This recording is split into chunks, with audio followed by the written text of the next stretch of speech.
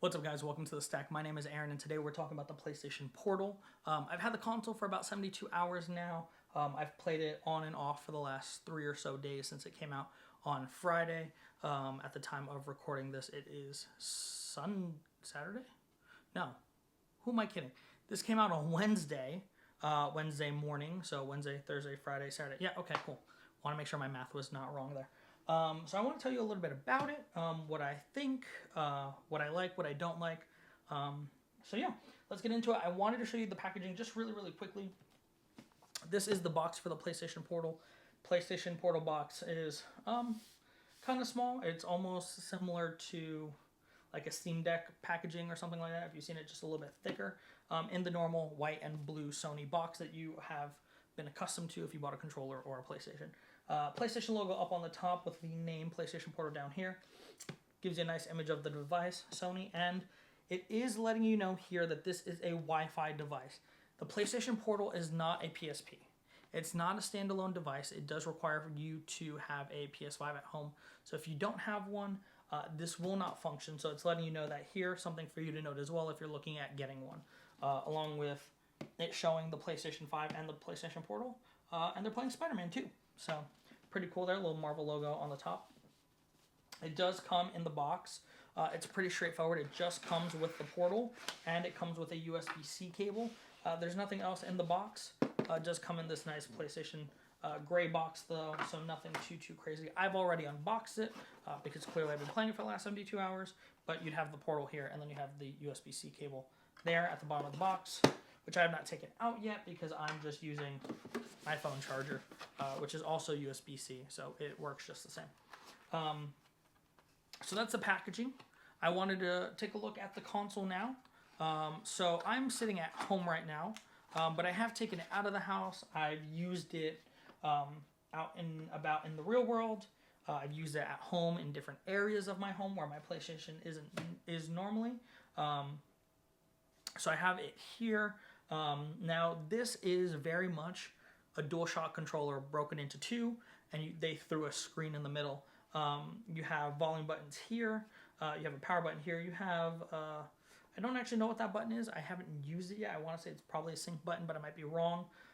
It's literally a button. In the 3 days I've never honestly used it or really thought about it. You have two speakers here and your microphone here. Just like the PlayStation controllers, you can talk directly into this and hear your friends as well, which is really nice.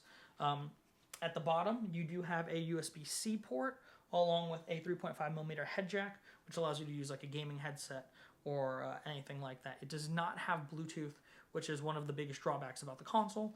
You figure if this is a portable console, Bluetooth would be a no-brainer.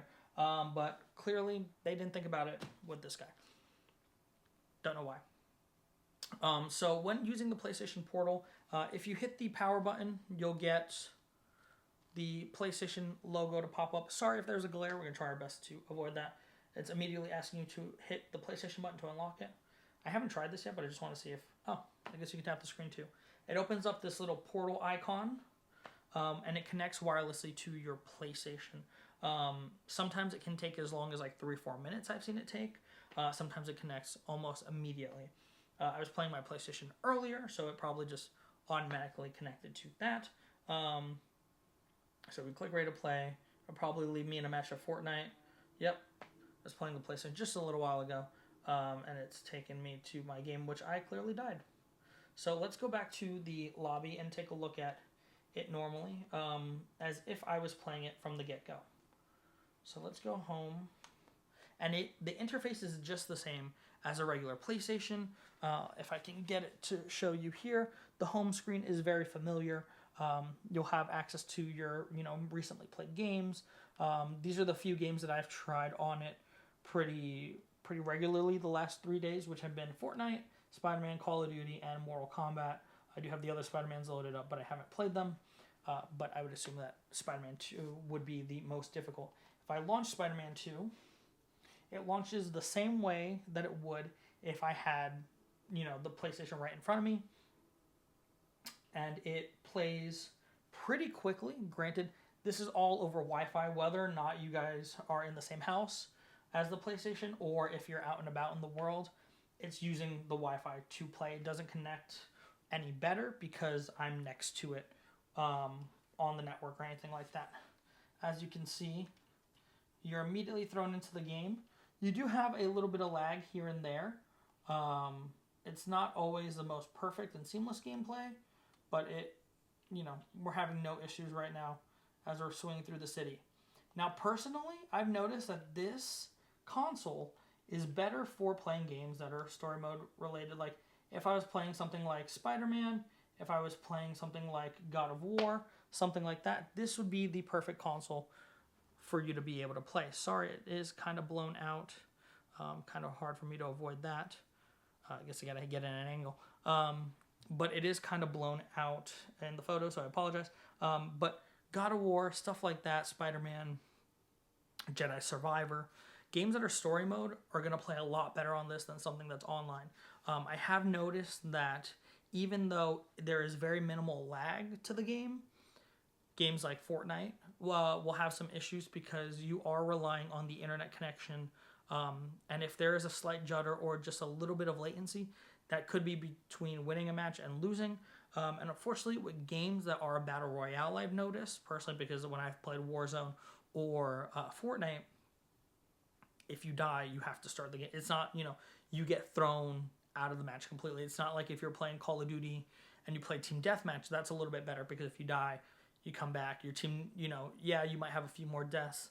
Yeah, your kill-death ratio might be a little iffy, but it's not as bad as losing a game completely and having to start over because that's just annoying. So that's been my experience with that. It's not my favorite thing to play games that are battle royale-ish, but I bought this. I do like playing Fortnite and stuff like that, so I do like the ability to be able to play those games. Overall, it is pretty fluid. As you can see, I can kind of navigate from game to game on my console remotely with very little issue. It does take you straight into the game. There's no real lag of like, okay, it's loading. It just takes you straight in. Let's just go into a fight. Let's do local. And of course, we're going to play as no one other than Spawn.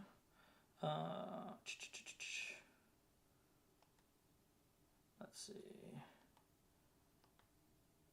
Opponent type. Let's pick the CPU. I'm going to put him against RoboCop because two people that I would like to play as. And I meant to hit random, but now we're playing there instead. That is my fault. And as you can see, it loads pretty quickly. And boom, we're right into the gameplay of Mortal Kombat, letting the match load. Or the opening animation for the match. So you really don't have a lot of issues with gameplay here. I have to say I've really enjoyed it for what it is. It does work pretty fluidly. Now this is a game that's locally on my PlayStation, so you can see, don't judge if I get my ass handed to me, but that being said, now you do see there is like a little bit of like judder or lag responsiveness, but it works pretty well overall. I'm getting my ass handed to me by RoboCop.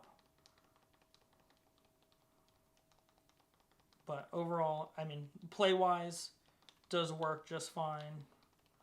Spawn needs to... I'm going to be honest, I've never really learned how to play. I just mash buttons every time I play. Let's see, can I... Come on. No, okay. RoboCop kicked my ass. That being said, I just kind of mash buttons when I play games like this. It does work pretty alright for what it is, though. Loading up Call of Duty, same thing. I just wanted you guys to see a couple different games being played on it and how it functions. Because these have been the games that I've been playing the most on there.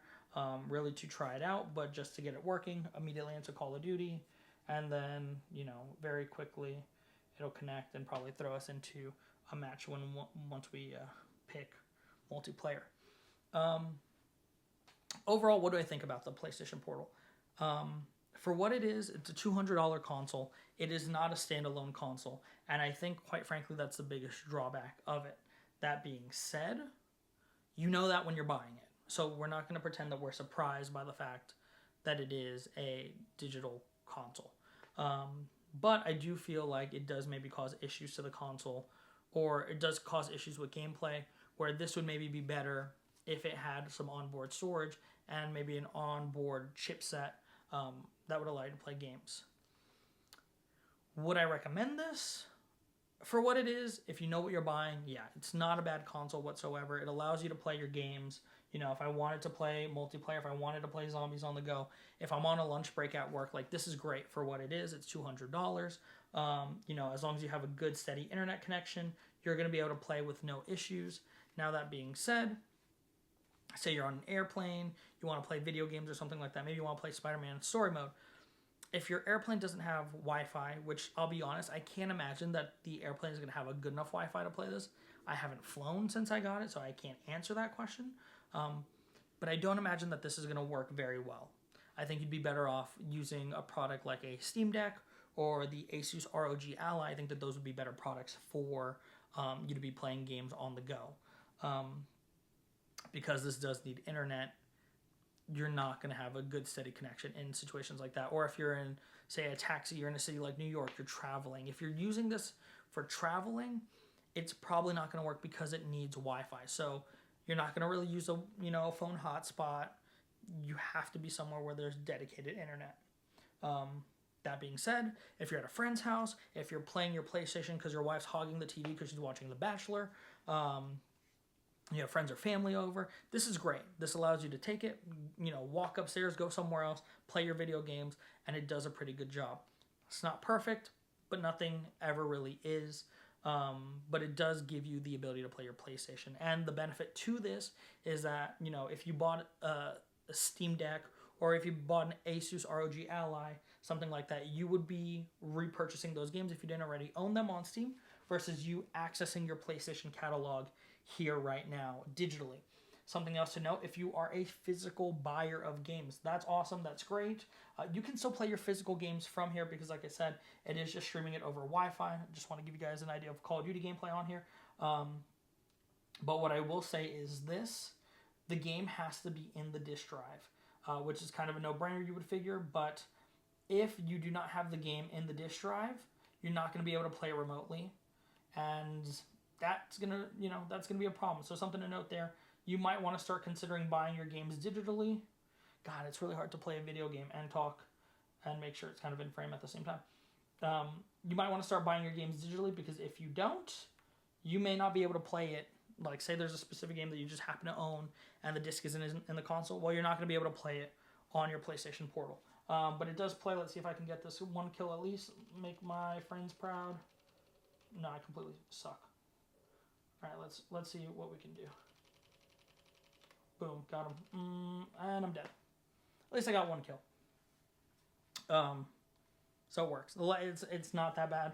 Honestly, I found that when I'm playing something like Team Deathmatch, it's probably the best option. So there's that. If I was playing Warzone, I'm going to be honest, I have not had a great experience, along with things like Fortnite playing this console. Because like I said, there's just too much judder, and if I die, right, like there is no coming back from that. Let's see. Ooh, Kingslayer, I will take it. Watch me die. Oh, yep, and there it goes. I knew it was going to happen. Hey, we got 2 kills on the PlayStation Portal. Sick.